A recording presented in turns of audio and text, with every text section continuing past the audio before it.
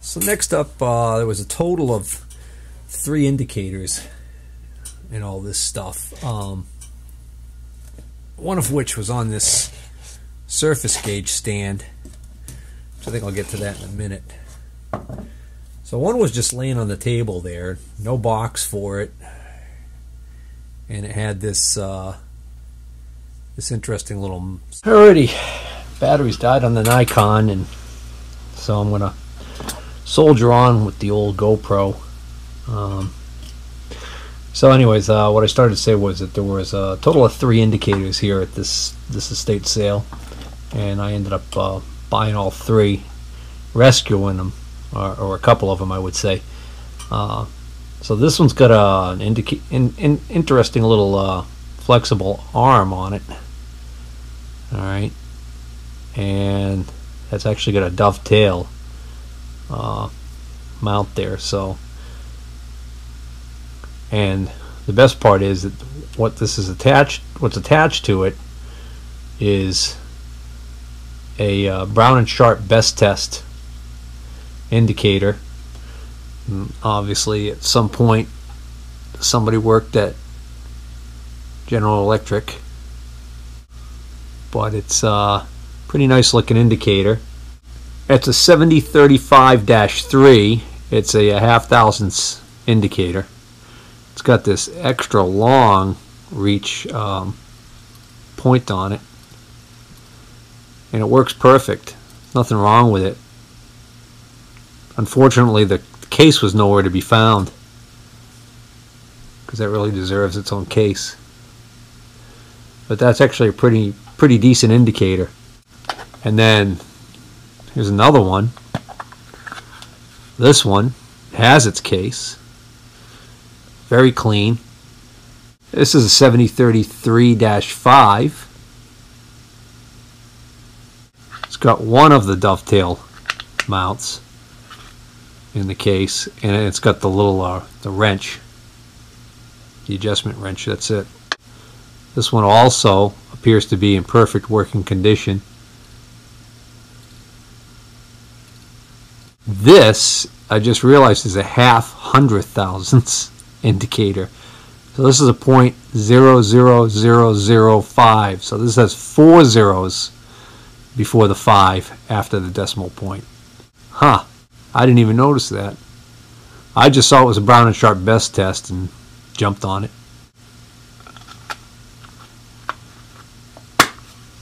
And the last of the 3 indicators that I bought out of this estate were actually on this nice surface gauge. So there was 2 of these surface gauges there, almost identical.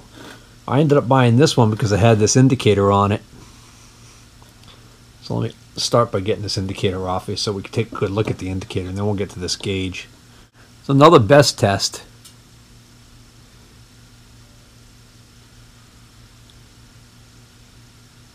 And this is a half thousandths. This is a 735-5. So this indicator is very similar to the first one we looked at, except for the face color. This one is missing a point, but I tried a point on it already and could see that it actually works perfectly fine. It's not broken or anything. So that's another nice little indicator. Again, no case, but you know, you can live with that. And we got a nice little dovetail mount there.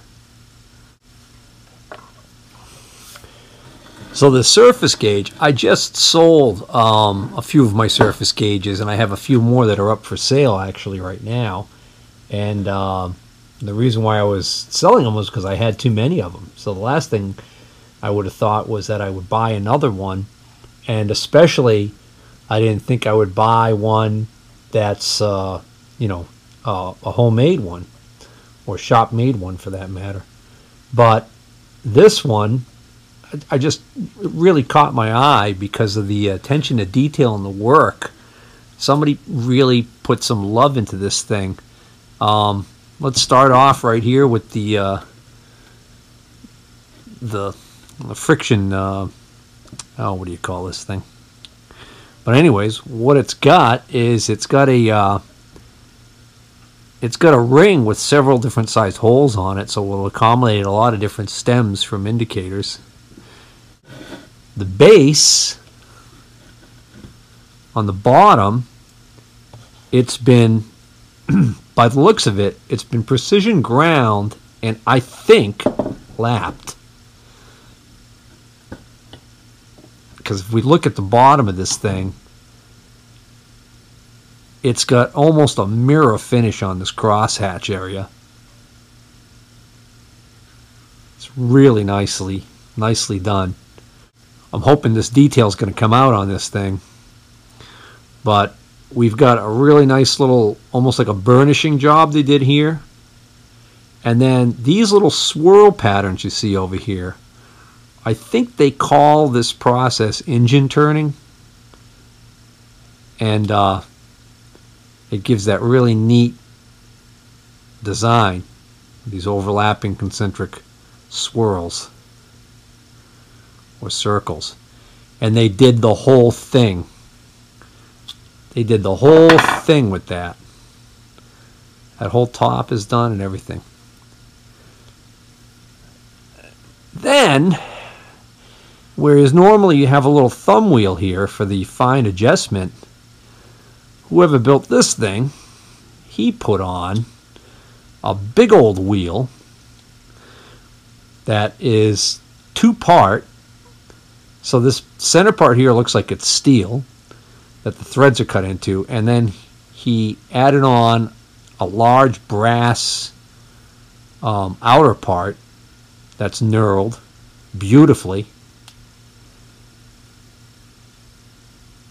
and then he's carved in, okay, this right here. What it's kind of hard to tell what this is, but these are actually the owner's initials. And it's done in some sort of like almost like a fancy like cartography kind of way or something. Calligraphy is what I meant to say. You know, that's some sort of fancy font that he used. So I'm venturing to guess maybe he was, you know, of Celtic ancestry or something like that. That made him decide to do that. The name on the bottom is A. Knox, Knox, as in Fort Knox. Okay, and that's clearly an A, and that's a K. So A. Knox. Oops. Well, so normally we wouldn't have to be concerned with this falling apart because this wouldn't have come off if I had not taken the rod out. So, put this back in. Tighten this back up.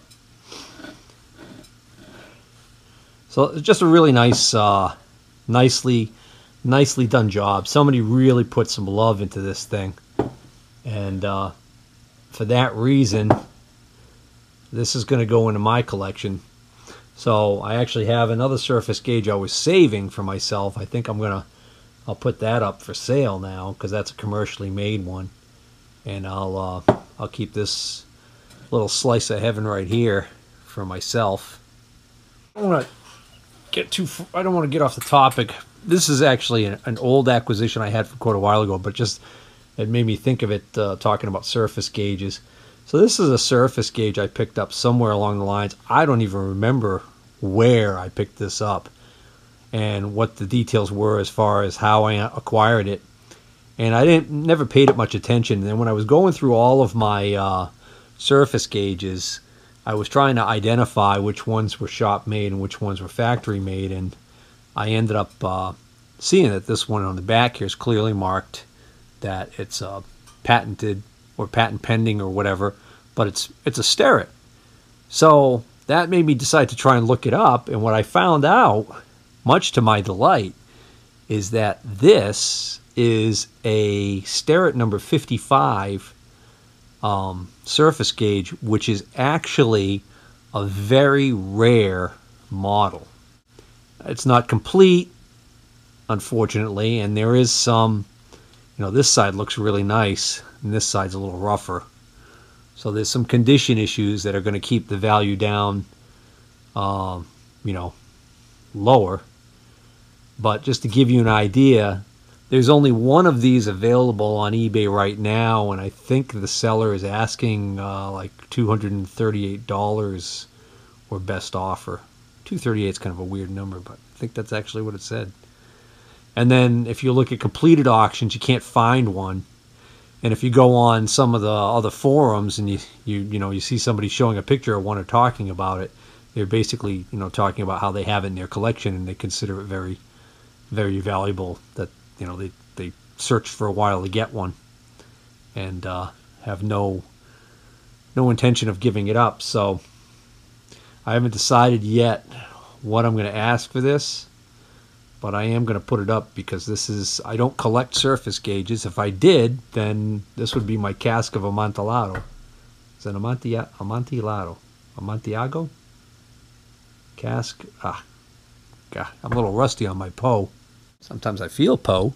I think there was 2 indicator stands there. One of them was generic Asian import, and then there was this Starrett one. This one's engraved on the back. It's a previous owner's name. It's a different owner. Found several things engraved with different names, so this was quite a collection that this guy had amassed over the years, apparently. And a lot of the stuff that he had acquired was already secondhand when he acquired it. So now we're talking 3rd and 4th hand owners here, more than likely. But this is a Starrett 657. Yeah, Starrett 657 indicator stand, and these actually are pricey little stands. They usually bring pretty decent money on them on the used market even. It's one of these things where I think I've seen a version like this badged Enco or whatever, and doesn't bring anywhere near the money. But these are pretty popular. I think I have one of these now, so I think this is going to end up being number 2. Yeah, so I do. I have another one right there. That's a yeah, it looks like that's a 657 also. That's got a little bit of a different mount on the top of it, though. Maybe this isn't a... Yeah, no, that's a 657. So interesting.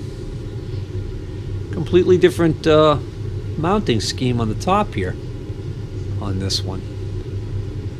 Huh. Well, anyways, so I get those 2 Starretts. As long as we're over here. You guys have seen these probably one at a time in different episodes of Flea Market Finds, but that's a Mighty Mite by Lufkin. This is a Eric Magna holder. I have another one of these somewhere that's almost brand new and it's badged Craftsman. This, I think this might also be a Starrett. I don't remember. A little tiny, little funny little sucker. And then I picked up, this is a Brown and Sharp I picked up last year. Here's an Enco. Okay, this style's really popular. And a lot of these are just like this one where this damn knob tends to get messed up. So you have to hold it a certain way. So I could still make this work. So it's not unusable. It's just kind of a pain in the butt. So I don't use that. This is a Brown and Sharp. This is a nice Brown and Sharp that I picked up somewhere. I forget where. Okay, that's a good heavy duty one there. This is my this was my go-to, my daily driver. This is my Noga. This is an early Noga. Those of you guys who know Nogas will recognize that that's an early one based on the fact that it's not black. Okay, but that's a good indicator stand there. And the new version of this stand you can get on Amazon for like 80 something bucks, like 83 bucks with free shipping, I think. That's a hell of a good deal for that. And of course there's the Noga Big Boy. That was the newest daily driver, so to speak. So along as I was going down stand memory lane there, and we're back to stands. Let's knock this out next. So this is the other stand that I picked up there. And This is another brown and sharp like the one I just showed you, or so I thought. But this is an interesting stand to me because when I bought it, we searched high and low and tried to find something that would make sense as far as going in here. So this should be an arm, all right? And when I was thinking that I already had one of these, I was thinking of that one I just showed you. But let's get that down here and look at it side by side. So if we take a look at these side by side, we can see quite a bit of difference here, and the bases are identical. So I don't see any part number on this to definitively identify what part number this is. But this post is much thicker on this one than this one. And then this has got a more conventional clamp that transitions from the thick post to a thinner post for an indicator. And this is, you know, the back type mount on the drop indicators is what fits on this perfectly. So that begs the question, what is this? What was this for? What was the purpose of this thing? This has got, like I said, we've got a thicker post here, and it's got this clamp, which looks original to the indicator, which is really sturdy and gives us a clamp over here for a second very sturdy rod. So I still think it's an indicator holder, but I'm just wondering what the heck kind of mount would have been on the end of the long thick rod that came out of here. So I don't know yet. And I've got nothing right now. We looked through all the boxes, and I looked high and low and couldn't find anything that fit that. So this may be the way that the guy who you know, brought it home from work or whatever, he may have acquired it and may have already been missing these parts. So I'm sure if I do a little bit of hunting, looking at photographs online, I could probably eventually maybe find one like this and see what the heck was on the other end of it. Then I saw this box, and I took a quick look in it, and initially, when I saw what it was, I was going to pass on it, because I don't need another one of these, and I thought that the asking price was going to be too high. But he actually asked me, he said, "Do you need a level?" And I said, "Well, what are you thinking?"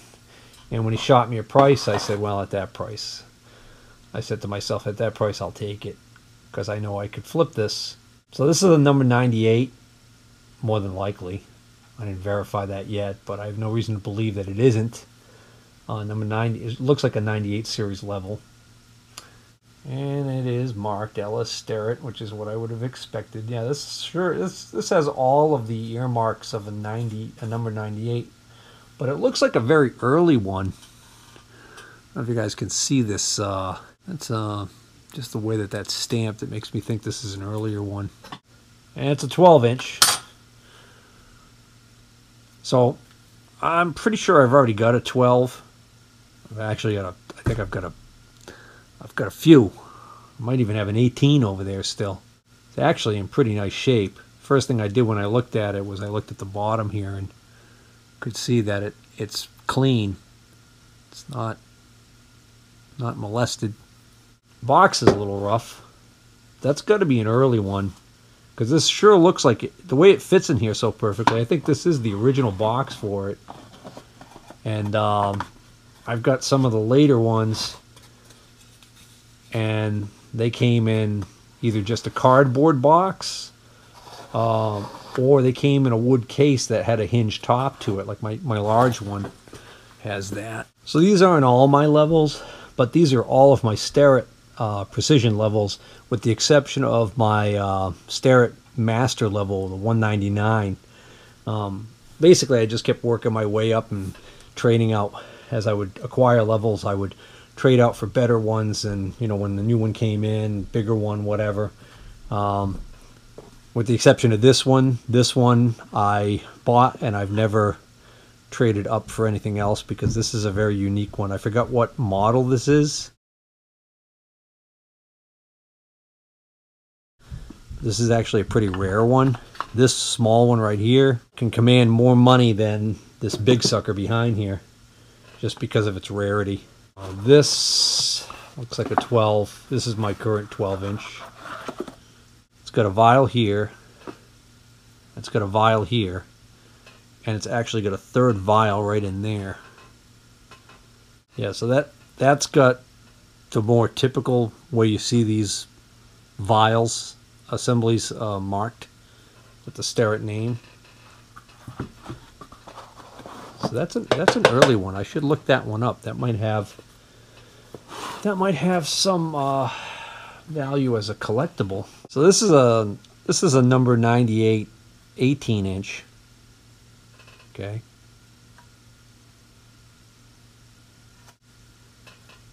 And this is actually in pretty decent shape.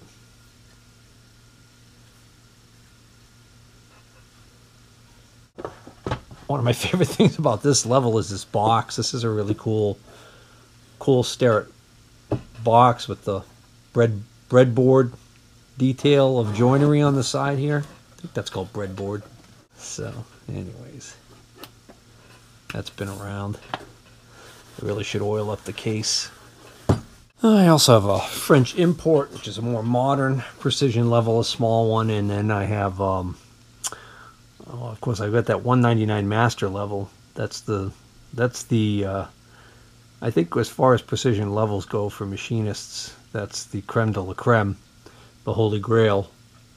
But I also have a Pratt Whitney master level. I'm assuming it's a master level because its construction is very similar to the 199. I'd dig it out, but it's in the back of the, way back in the drawer of that box. It's not something I use very often at all. So get that there.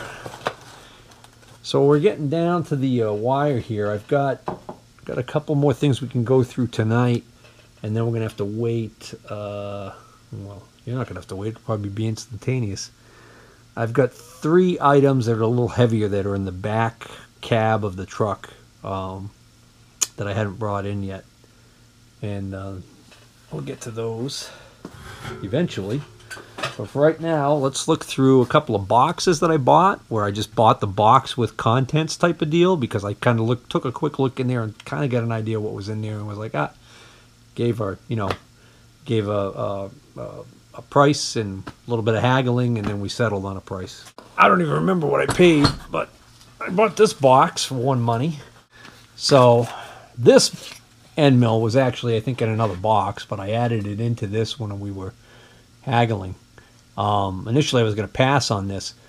This is a large roughing mill. You can see it's a pretty good size one. This is a 1 inch by 1 inch by 4 inch by 6.5 inch. All right, so 1 by 1 by 4 by 6.5. So 6.5 must be the overall. 4 inch must be the cutting, and it's got a 1 inch cutting diameter, and had, okay, so this is it had a 1 inch shank on this. You could see the remnants of the weld-on shank. So this was originally full 1 inch diameter with a weld-on shank. Weld-on shank means it's got that flat spot there, so that when you put this in an end mill holder, you can tighten the grub screws down on it. And somebody turned this down by the looks of it, so that they could actually put this in a collet. That's a pretty big end mill. These roughing end mills are made for, hogging out a lot of metal.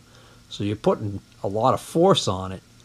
So it seems unusual to me that you'd be putting something like that in a collet. So that was a pretty nice end mill, I think. This says 5 flute SE Cobalt roughing NCC end mill. Made in the USA, Regal Cutting Tools. So I imagine that was a pretty expensive roughing end mill when it was new, but somebody did that modification on it. Here is a, feels like it's solid carbide roughing mill. Well, I tell you what, this is saying 3/4 by 3/4 by 1, blah, blah, blah, blah. Yeah, this says 2 flute HS. This is not the container for this end mill. This end mill is something else. Guys, there's no markings on this end mill, so it might be an import. Oh, wait a minute. No, it says .750, and then there's just barely can make out another number on there. Unfortunately, I can't make out anything else on it. But just judging by the weight, I think that's a solid carbide end mill, and so it sure looks like a roughing end mill, right?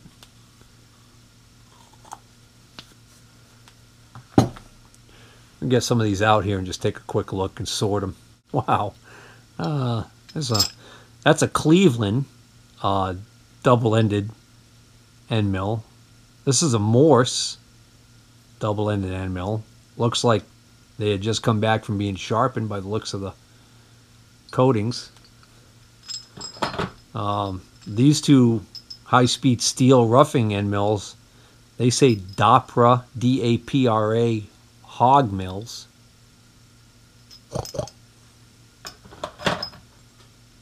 This one is a round-nosed end mill. It says UB USA.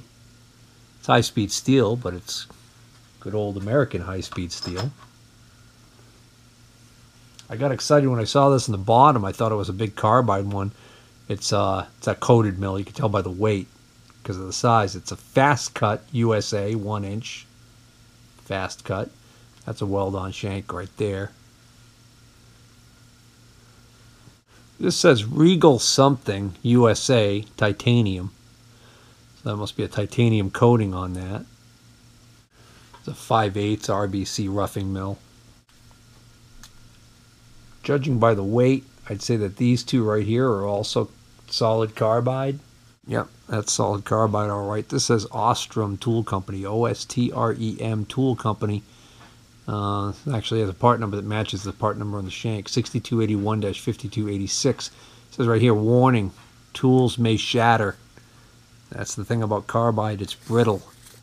This one says production tool grinding. 3/4 inch, 5-flute end mill. Radius rougher. Warning, tools may shatter. So I wonder if this is the company that they were sending these out to be sharpened. This says PTG. Production tool grinding. No, so that must be the manufacturer of the end mill. That looks actually like a brand new end mill. So I mean, what's that thing worth, right? Oof. You can imagine 3/4 inch, 5-flute roughing end mill. Solid carbide, brand new. That's a good deal. Another one. Duramill, made in the USA. This has got a label on it. It says reground. So that mean like they sent it out back to the manufacturer of the end mill and they reground it? Oh, not familiar.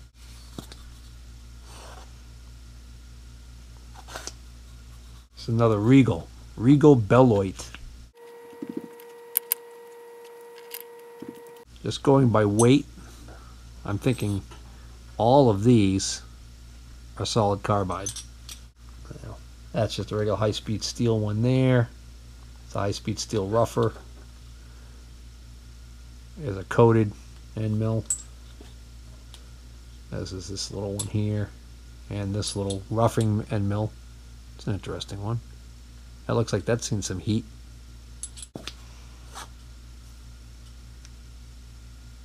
High-speed steel rougher. Looks like it's in really good shape though. Actually, what is that? It feels very light. Maybe it's just because I've been picking up all that carbide. Cobalt.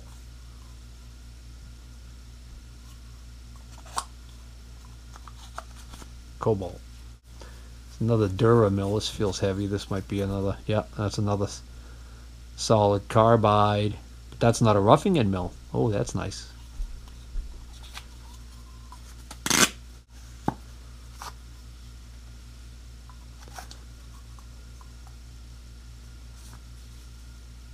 Another Cobalt.